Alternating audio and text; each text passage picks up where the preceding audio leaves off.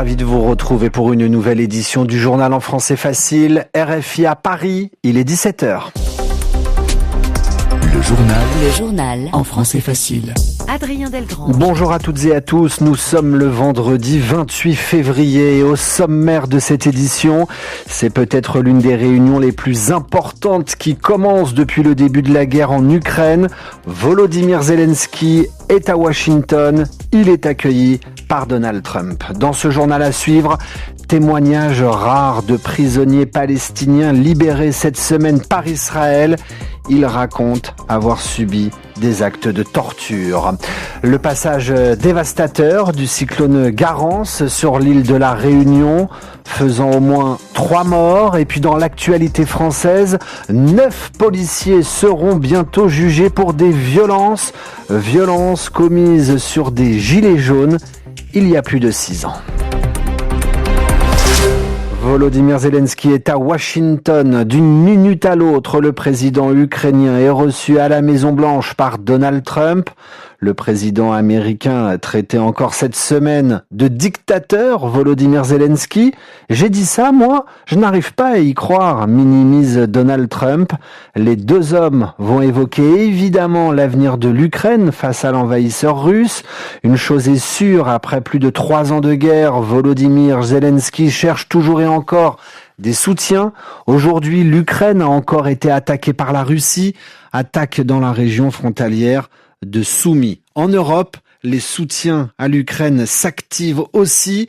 Quelle doit être l'attitude des Européens vis-à-vis de l'Ukraine ? Le président français Emmanuel Macron, en visite au Portugal il y a quelques instants, s'est exprimé sur le sujet. Ce que nous devons faire aujourd'hui, c'est à mes yeux 2 choses. De nous assurer que si, en quelque sorte, l'Ukraine était sous pression, les Européens pourraient lui fournir ce qu'il faut pour se défendre. Et la deuxième, c'est que si une paix était négociée par les Ukrainiens, parce qu'il n'y a pas de paix qui peut toucher l'Ukraine sans les Ukrainiens, que nous apportions des garanties de sécurité durable. Et dans ce contexte-là, la France et les Français et les Britanniques ont travaillé sur des solutions très concrètes pour maintenir et apporter des garanties de sécurité sur le terrain. Voilà comment je vois les choses et ce sur quoi nous allons travailler en particulier dimanche avec les quelques pays que rassemblera Keir Starmer, qui sont ceux que j'avais rassemblés à Paris, plus quelques autres. 12 chefs d'État et de gouvernements européens sont attendus à Londres dimanche pour préciser l'aide à l'Ukraine. Et puis notons qu'en plein rapprochement entre Moscou et Washington, hier, des diplomates américains et russes se sont rencontrés à Istanbul. Et aujourd'hui, nous apprenons que la Russie va nommer un nouvel ambassadeur aux États-Unis. Il s'appelle Alexandre Darchiev, il a 64 ans, il était auparavant ambassadeur de Russie au Canada. L'actualité au Proche-Orient, demain s'achèvera la première phase de l'accord de cessez-le-feu entre Israël et le Hamas. Le Hamas appelle aujourd'hui la communauté internationale à faire pression sur Israël pour qu'il prolonge ce fragile cessez-le-feu dans la bande de Gaza. Des médiateurs sont à l'heure actuelle réunis au Caire pour négocier la prolongation de cet accord.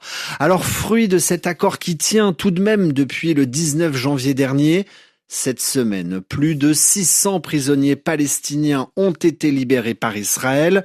Des prisonniers libérés et autant de témoignages qui émergent.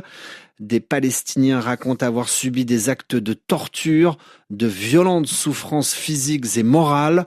Notre correspondant à Gaza, Rami El-Megari, est allé à la rencontre de ces prisonniers libérés qu'il a rencontré ce jeudi à Gaza. C'est un récit à Jérusalem d'Oriane Verdier.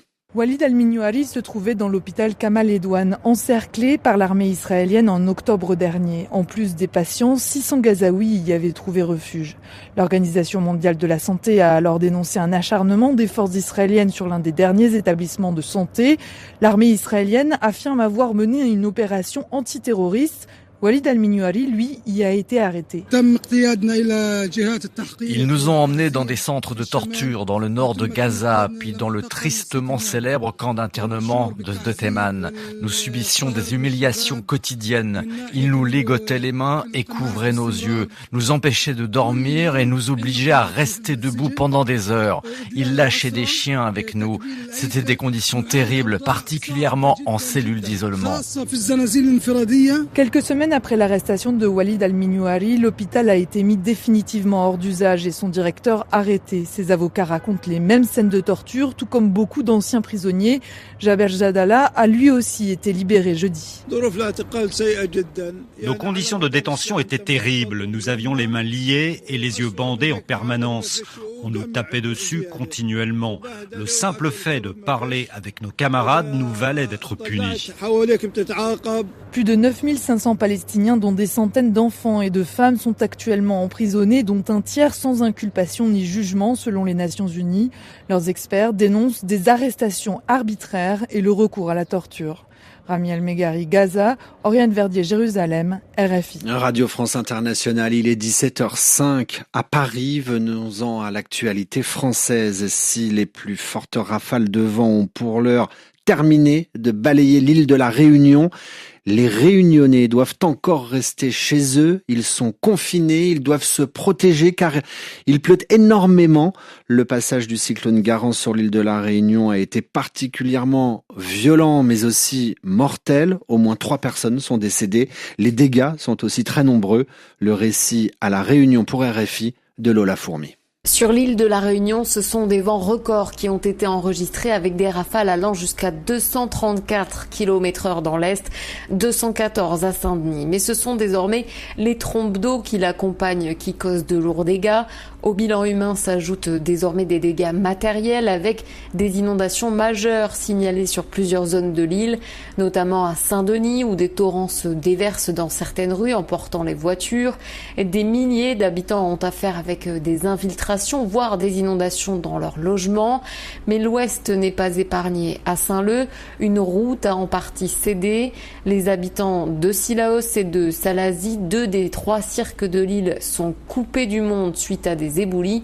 Et puis nous sommes toujours sans nouvelles de 2 communes, Sainte-Rose et la Plaine des Palmistes, où la préfecture s'apprête à envoyer des missions de reconnaissance. On sait aussi que plus de 40% de la population est encore privée d'électricité. L'alerte rouge est encore en vigueur et devrait le rester encore plusieurs heures pour éviter que la population ne prenne des risques et ne s'aventure à l'extérieur. Lola Fourmi, La Réunion, RFI. 6 ans après les faits, 9 CRS jugés pour des violences sur des gilets jaunes. Un juge a renvoyé devant la justice 9 policiers pour avoir violenté des manifestants dans un restaurant près de l'Arc de Triomphe en décembre 2018. Ces 9 policiers risquent 7 ans de prison. Refermons ce journal en musique. 4 ans après le succès de son album Paradis, le chanteur niçois Ben Mazué revient avec un 5e album, un album dédié à l'amour. Quand j'étais petit, c'était il y a longtemps, c'était il y a tellement longtemps. Ben Mazué, c'est l'une des plus belles plumes de la chanson française. Beaucoup d'artistes ne s'y sont pas trompés en le sollicitant, d'Axel Red à Pomme, en passant par Patricia Cass ou encore Grand Corps Malade. Famille, je t'aime tant, pour toi j'ai de grands sentiments, les plus vrais, les plus évidents. Depuis son premier album solo en 2011, chacun de ses disques est une sorte de bilan introspectif dans lequel il se livre en toute intimité. Cette fois, le chanteur ouvre un petit peu les fenêtres et regarde ailleurs. C'est le cas par exemple sur Tous tes amis l'adorent, qu'il adresse à une femme victime de violences conjugales. Ces excuses de lendemain, c'est pas de l'amour. Les bleus, c'est pas de l'amour. Vous deux, viens faire un tour chez nous.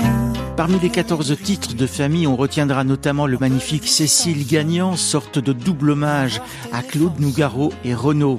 Ben Mazué n'a pas attendu la sortie officielle de son nouvel album pour le présenter à son public. Jusqu'au 12 mars, il le joue sur la scène du Théâtre de l'Atelier à Paris avant une grande tournée à travers toute la France. Je vais te quitter, je sais que c'était pas le projet. J'ai essayé de parler plein de fois, mais tu m'écoutes pas, tu t'écoutes, toi tu t'écoutes. Et t'as souvent raison. Parce que le dernier album de Ben Mazué, chroniqué par Edmond Sadaka. Merci à lui, merci à vous de nous écouter où que vous soyez sur la planète. C'est la fin de ce journal en français facile. RFI à Paris, il va être 17h10.